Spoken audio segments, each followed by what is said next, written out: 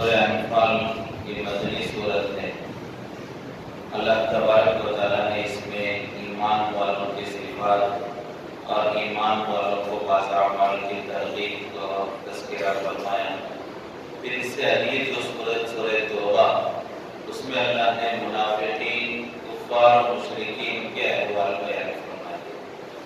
دونوں کے مضمون کی ترتیب سورہ انفال اور توبہ کی ایک ہی ترتیب ہے۔ فرق یہ ہے کہ سورہ انفال میں مومنین کے صفات اور ان کے خوبیاں بیان کی گئی، سورہ توبہ میں منافقین اور کفار اور مشرکین کے صفات کو بیان کیا گیا۔ اسی وجہ سے بعض علماء کو یہاں تک گمان ہوا کہ دونوں ایک ہی صورت ہے، سورہ توبہ بھی سورہ انفال بھی کا حصہ ہے۔ یہاں تک گمان ہوا اس لیے کہ دونوں کے مضمون کا انداز بالکل ملتا جلتا ہے۔ تو آج کی جو تلاوت ہوئی سورہ انفال، انفال کہتے ہیں مال غنیمت کو۔ یہ نفل کی جمع ہے، جیسا کہ عام طور پر نفل کا لفظ ہماری اردو زبان میں بھی استعمال کرتے ہیں۔ نفل کے معنی زیادتی کے، ایڈیشنل، ایکسٹرا، زائد کے ہیں۔ فرائض تو وہ ہیں جو ضروری ہے، نفل وہ ہے جو ہم اپنی طرف سے اللہ کو راضی کرنے کے لیے خود سے جو عبادت کرتے ہیں اور ان کے نہ کرنے پر کوئی پکڑ نہیں ہوتی، زیادتی ہم کرتے ہیں، تو گویا کہ نفل کے معنی زیادتی کے ہیں۔ تو انفال کہتے ہیں اس مال کو جو اللہ جہاد کے بعد مسلمانوں کو کفار و مشرکین کی طرف سے نصیب فرماتے ہیں۔ کسی علاقے پر جو ہے وہاں پر حملہ ہوا، جہاد ہوا، اس کے بعد اس علاقے کو مسلمانوں نے اپنے تابع کر لیا، تو وہاں کا جو مال، اس علاقے والوں کا جو مال مسلمانوں کو ملتا ہے، اسے انفال اور مال غنیمت کہتے ہیں۔ تو اس سورت کا نام سورہ انفال ہے، چونکہ اس میں اللہ تبارک و تعالیٰ نے مال غنیمت کا تذکرہ فرمایا۔ لہذا ابتدا میں اللہ تبارک و تعالیٰ فرماتے ہیں یسألونک عن الانفال، کہ اے میرے حبیب آپ سے صحابہ انفال کے بارے میں، مال غنیمت کے بارے میں پوچھتے ہیں کہ اس کا کیا حکم ہے۔ تو یہ آیت اللہ تبارک و تعالیٰ نے نازل فرمائی، تو اس کے پس منظر کیا ہے، اس کا شان نزول کیا ہے، کیوں اللہ تبارک و تعالیٰ کو آیت اور یہ احکام نازل کرنے کی ضرورت پڑی۔ تو اس کا واقعہ یہ ہے کہ یہ سورت غزوہ بدر کے بعد نازل ہوئی ہے۔ غزوہ بدر جو اسلام کی سب سے پہلی جنگ ہے اور اسلام کی سب سے پہلی لڑائی اور معرکہ ہے، تو غزوہ بدر کے بعد اللہ نے یہ سورت نازل فرمائی۔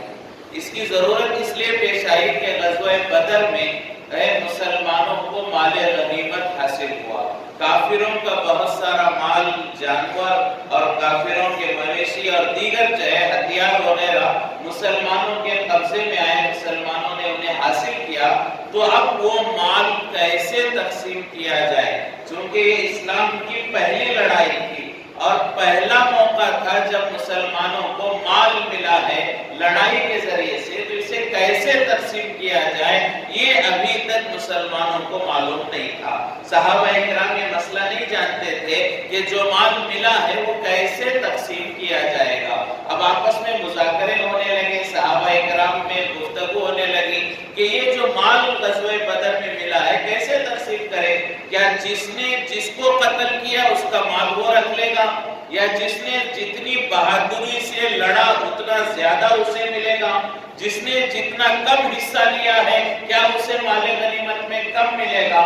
آخر یہ مال تقسیم ہوگا تو کیسے تقسیم ہوگا، اس لیے کہ اب تک اللہ کا حکم اس میں کچھ نہیں آیا ہے، پہلی لڑائی ہے، پہلی بار ایسا موقع ملا ہے اور پہلی بار مسلمانوں کو مال ملا ہے، تو کس کو کتنا ملے گا، کس کو زیادہ ملے گا، کس کو کم ملے گا، سواری والے کو کتنا ملے گا، پیدل چلنے والے کو کتنا ملے گا، یہ صحابہ اکرام کو معلوم نہیں تھا۔ لہٰذا صحابہ اکرام آئے اور آ کر اپنے مال کا مسئلہ حضور پاک صلی اللہ علیہ وسلم سے پوچھنے لگے۔ اللہ کے رسول، یہ جو مال غنیمت ہے، انفال ہے، اس کا کیا مسئلہ ہے، کیسے تقسیم کیا جائے گا۔ یہ صحابہ اکرام کی صفت تھی، ہر بات خاص طور سے مال سے متعلق باتیں صحابہ اکرام حضور پاک صلی اللہ علیہ وسلم سے پوچھتے تھے۔ چھوٹی سی چھوٹی بات بھی صحابہ کرام حضور پاک صلی اللہ علیہ وسلم سے معلوم کر کے اس کے مطابق عمل کرنے کی کوشش کرتے. تو یہ صحابہ کی صفت تھی. ہمیں بھی اس صفت کو اپنانا چاہیے. اپنا ذاتی مسئلہ ہو، انفرادی مسئلہ ہو، اجتماعی مسئلہ ہو، گھریلو مسئلہ ہو، کاروباری مسئلہ ہو، معاشرتی مسئلہ ہو، ہر مسئلہ ہمیں علماء کرام سے پوچھنا چاہیے.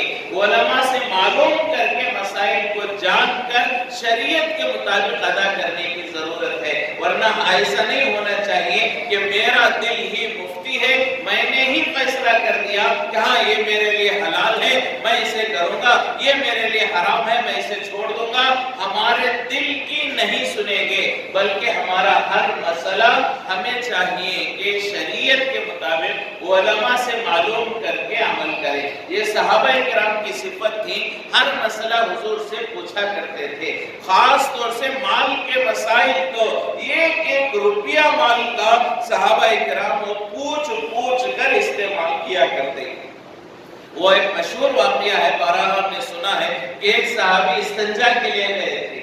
ضرورت سے فارغ ہونے کے لیے گئے تو دیکھا کہ اس قریب میں جہاں یہ ضرورت سے فارغ ہو رہے ہیں اس کے قریب میں ایک بل ہے اور اس بل میں سے چوہا نکل رہا ہے اور اپنے منہ میں ایک سونے کا سکہ ایک اشرفی لے کر آتا ہے اور یہ صحابی کے قریب ڈال کر واپس چلا جاتا ہے.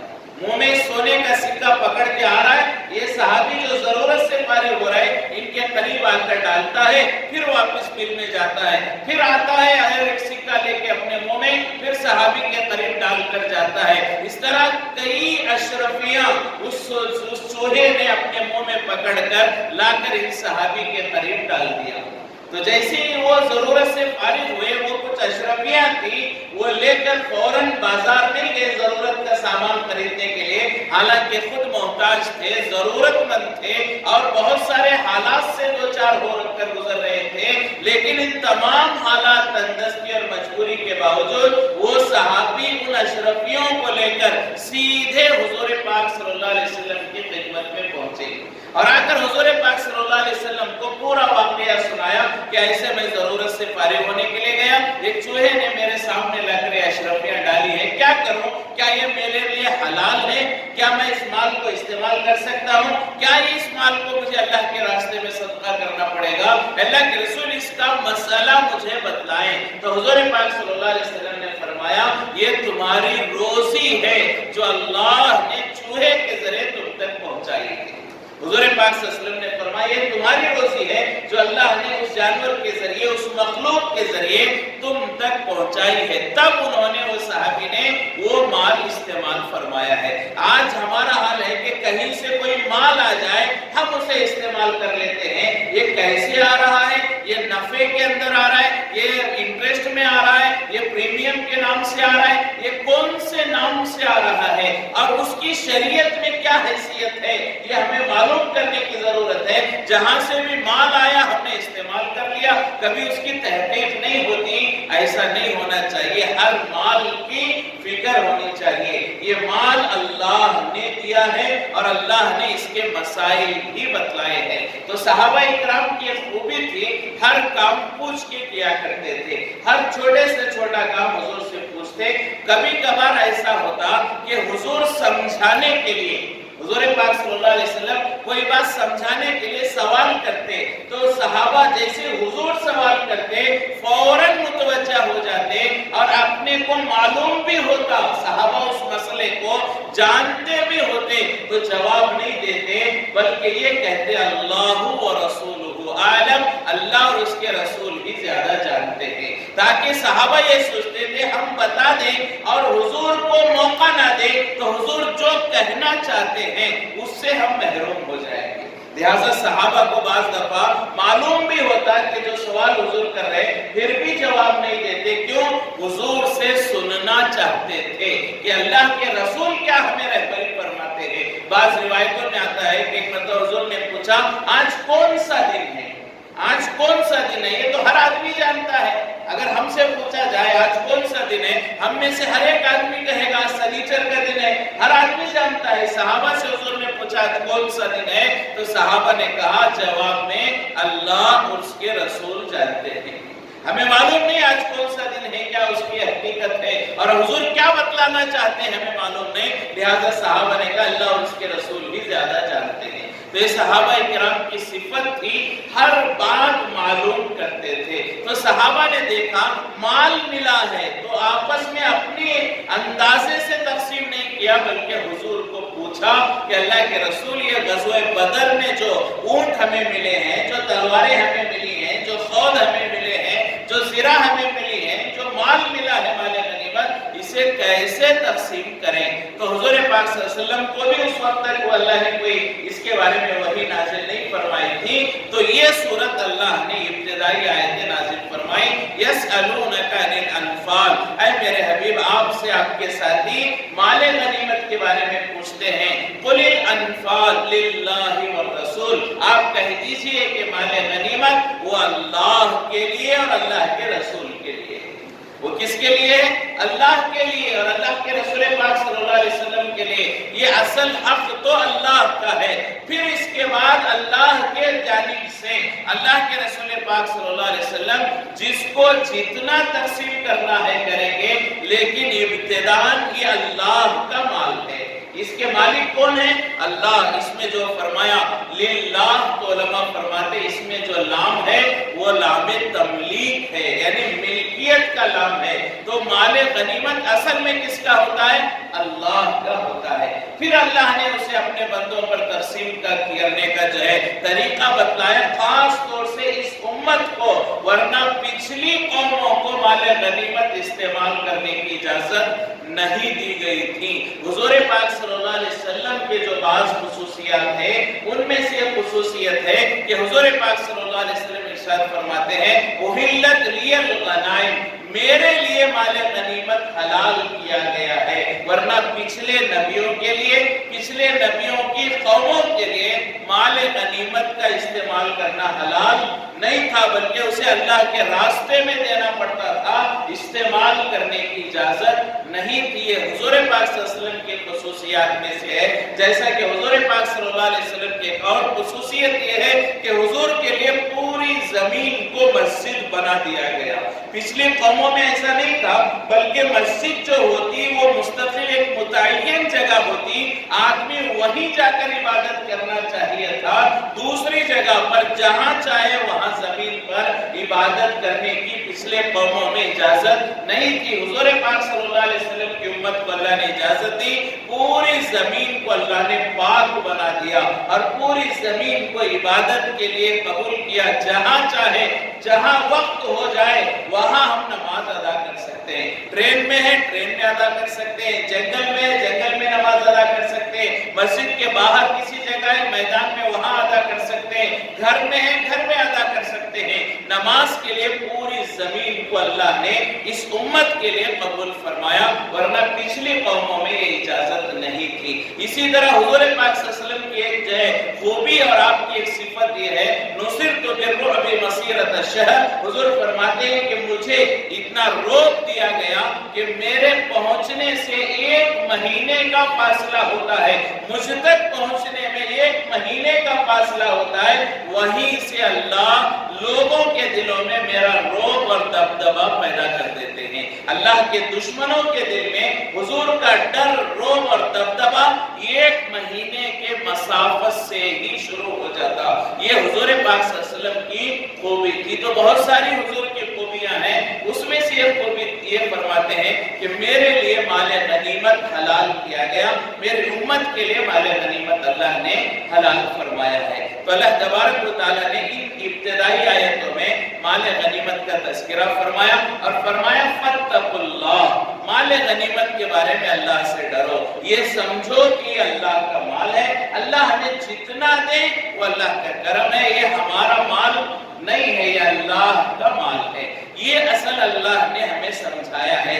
ہمیں چاہیے کہ جو مال ہمارے پاس ہے ہم یہ عقیدہ رکھیں، ہم یہ تصور کریں، ہمارا یہ گمان ہو کہ یہ اللہ کا مال ہے، یہ اللہ نے ہمیں دیا ہے۔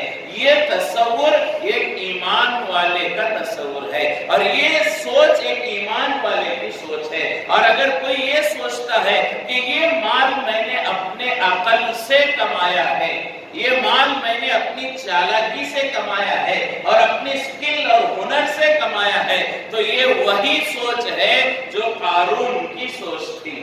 قارون کی کیا سوچ تھی؟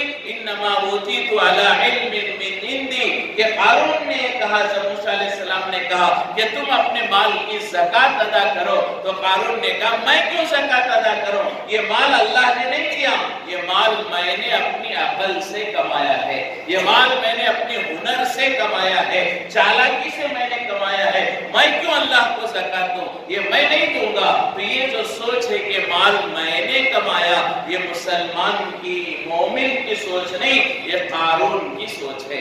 مومن کی کیا سوچ ہونی چاہیے کہ یہ مال اللہ نے دیا ہے، اب اسے کہاں خرچ کرنا ہے، کتنا خرچ کرنا ہے اور کیسے خرچ کرنا ہے، یہ سب اللہ کے حکم کو میں دیکھتے ہوئے خرچ کروں گا۔ تو اللہ تبارک و تعالیٰ نے صحابہ کو بیان فرمایا فاتقوا اللہ، مال غنیمت کے بارے میں اللہ سے ڈرو۔ اور واقعی صحابہ ہی کی ذات کی شان تھی کہ انہوں نے، ان کے پاس مال تھا، غزوہ بدر میں مال ملا ہے، لیکن جیسے حضور نے کہا کہ یہ مال اللہ کا ہے، صحابہ نے اللہ کے نام پر دے دیا۔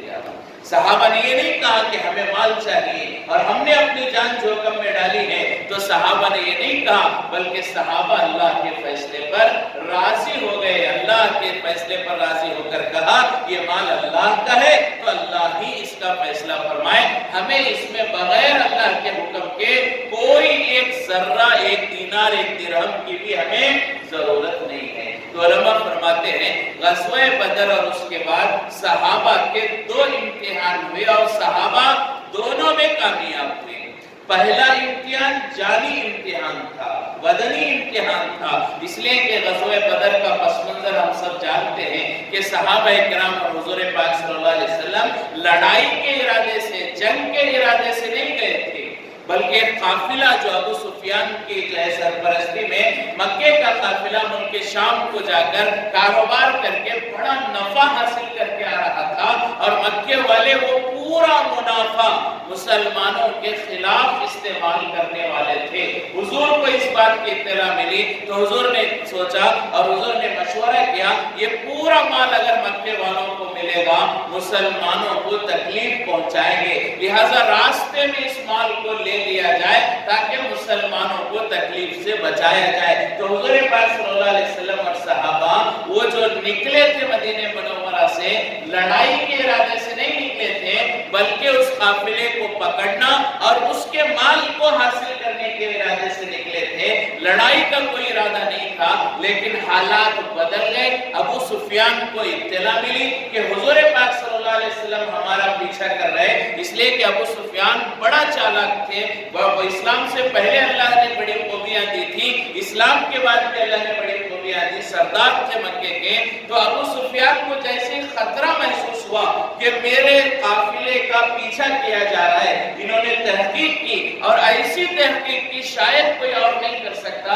لہٰذا فرمایا کہ ایک جگہ کنویں پر وہ پانی پینے کے لیے رکے تو وہاں جو ہے دیکھا کہ جو اونٹ کے مینگنیاں وہاں پر کنویں کے پاس پڑی ہوئی تھی، ان مینگنیوں کو جو ہے توڑ کر دیکھا تو اس میں کھجور کی گٹھلیاں تھی، اور مینگنیوں میں کھجور کی گٹھلیاں تھیں۔ تو ابو سفیان نے وہ دیکھ کر پہچانا کہ مدینے والے ہی کھجور کھلاتے ہیں اونٹنیوں کو، ورنہ مکے اور اس کے اطراف والوں میں اور اس علاقے والوں کے پاس اتنی کھجوریں نہیں ہیں کہ وہ اپنے جانوروں کو کھجور کھلائے، لہٰذا یہاں مینگنیوں میں کھجوریں ہیں تو یہاں حضور کا قافلہ گزرا ہے اور اس راستے سے جانا ہمارے لیے نقصان ہوگا۔ تو ان مینگنیوں کو دیکھ کر ابو سفیان نے راستہ بدل لیا اور سمندر کے کنارے سے نکل گئے۔ پھر مکے والے وہاں آئے اور بدر کے اندر لڑائی کا ماحول پیدا ہوا۔ تو صحابہ کرام لڑائی کے لیے نہیں گئے تھے، وہاں پر حالات جنگ کے ہو گئے تو اللہ نے جان کا امتحان دیا،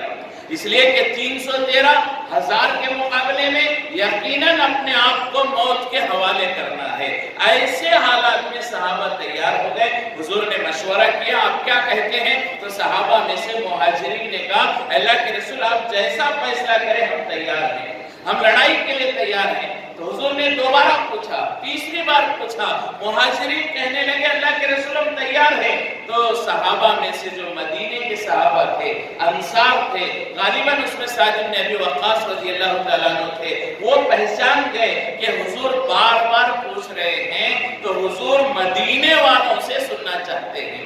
اب تک مکے والے جواب دے رہے ہیں کہ اللہ کے رسول ہم آپ کے ساتھ ہیں، مدینے والوں میں سے کسی نے جواب نہیں دیا۔ حضور مدینے والوں سے سننا چاہتے ہیں، اس لیے کہ مدینے والوں نے حضور کو وعدہ کیا تھا مدینے میں آپ کا ساتھ دیں گے، مدینے کے باہر ساتھ دیں گے، یہ وعدہ مدینے والوں نے نہیں کیا تھا۔ تو حضور انتظار میں تھے کہ مدینے والے کہیں کہ اللہ کے رسول ہم آپ کے ساتھ ہیں۔ تو سعد بن ابی وقاص رضی اللہ تعالیٰ عنہ کھڑے ہوئے اور آ کر انہوں نے کہا اللہ کے رسول ہم مدینے والے ہم بھی یہ کہتے ہیں کہ مدینے میں بھی ہم نے آپ کا ساتھ دینے کا وعدہ کیا، مدینے کے باہر بدر میں بھی ہم آپ کا ساتھ دیں گے، ہم آپ کے ساتھ کھڑے رہیں گے، آپ جو حکم کہیں آپ کے حکم کو پورا کریں گے۔ ہم بنی اسرائیل کی طرح نہیں کہیں گے کہ بنی اسرائیل نے موسیٰ علیہ السلام کو کہا تھا اے موسیٰ تم جاؤ اور تمہارا رب جاؤ اور دونوں جا کر لڑائی کر کے آؤ، ہم یہاں بیٹھے رہیں گے۔ بنی اسرائیل نے کہا تھا موسیٰ سے تم اور تمہارا خدا جانے ہم لڑائی کے لیے نہیں آئیں گے۔ تو مدینے والوں نے کہا اللہ کے رسول ہم ایسا جواب نہیں دیں گے، ہم آپ کے ساتھ بدر میں بھی جان قربان کرنے کو تیار ہیں۔ تب حضور پاک صلی اللہ علیہ وسلم کو خوشی ہوئی اور لڑائی کی تیاری کی گئی۔ تو وہ جو ماحول ہوا تھا، صحابہ لڑائی کے ارادے سے نہیں آئے پھر بھی تیار ہوئے، تو وہاں جان کا امتحان ہوا، صحابہ کے جان کا امتحان ہوا کہ صحابہ نے اپنی جان اللہ کے نام پر دینے کا فیصلہ کر لیا۔ اس کے بعد جب مال ملا، مال غنیمت، تو وہاں اللہ نے مال کا امتحان لیا اور صحابہ وہاں مال بھی قربان کرنے کے لیے تیار ہو گئے۔ تو صحابہ جانی امتحان میں بھی کامیاب ہوئے، مالی امتحان میں بھی کامیاب ہوئے۔ تو اللہ تبارک و تعالیٰ نے وہ مقام صحابہ کو نصیب فرمایا، وہی قربانیاں ہیں۔ اسی وجہ سے علماء فرماتے ہیں، محدثین فرماتے ہیں الصحابۃ کلہم عدول، صحابہ میں ہر ایک صحابی بھی اللہ کے یہاں پسندیدہ ہے، اور صحابہ سب کے سب عدل والے، انصاف والے، ہر صحابی کی روایت کو قبول کرنا صحیح ہے، کسی صحابی کی کسی بات پر شک نہیں کیا جائے گا۔ لہٰذا صحابہ کرام کو اللہ نے وہ مقام نصیب فرمایا ان کی قربانیوں کی برکت سے۔ تو اللہ نے سورہ انفال میں اس کا تذکرہ فرمایا، پھر اس کے بعد جو ہے اللہ نے مومنین اور مجاہدین کے بارے میں فرمایا۔ حضور پاک صلی اللہ علیہ وسلم کو اللہ نے حکم دیا کہ ایمان والوں کو آپ جہاد پر، اللہ کے نام پر جان قربان کرنے پر آمادہ کریں، اور بہت ساری آیتیں جیسا کہ اللہ تبارک و تعالیٰ نے 12 مہینوں کا تذکرہ فرمایا۔ 12 مہینے اللہ نے بنائے، اس میں سے 4 مہینوں کو اللہ نے حرمت والا، برکت والا بنایا، جس میں شوال، ذی القعدہ، ذی الحجہ اور رجب کا مہینہ ہے۔ یہ 4 مبارک مہینے اللہ نے بیان فرمائے، اس کا تذکرہ فرمایا۔ اور زکوٰۃ کسے کسے دی جائے گی، اللہ تبارک و تعالیٰ نے انما الصدقات للفقراء، اس آیت کے ضمن میں زکوٰۃ کے مصارف بیان کیے گئے، اور جو ہے آگے سورہ توبہ کی ابتدا کی گئی، جس میں بہت سارے منافقین کا تذکرہ کیا گیا، اور بھی کچھ حصہ کل سورہ توبہ کا پڑھا جائے گا، اگر ہو سکے تو انشاءاللہ سورہ توبہ کے مضامین کو کل کی خلاصے میں بیان کرنے کی کوشش کی جائے گی۔ اللہ تبارک و تعالیٰ سے دعا ہے اللہ ہم تمام کو جو کچھ کہا گیا، پڑھا گیا، سنا گیا، اللہ اس پر عمل کی توفیق نصیب فرمائے۔ اللہ تبارک و تعالیٰ صحابہ کی طرح ہمیں بھی ہر مسئلہ معلوم کر کے عمل کرنے کی توفیق نصیب فرمائے، اور جس طرح صحابہ نے اپنی جان اور مال اللہ کے حوالے کیا، ہمیں بھی اپنے جان اور مال صلاحیتوں کو اللہ کے دین کے حوالے کرنے کی توفیق نصیب فرمائے۔ اللہ اپنی تمام صلاحیتوں کو اللہ کے نام پر لگانے کی ہمیں توفیق نصیب فرمائے۔ وآخر دعوانا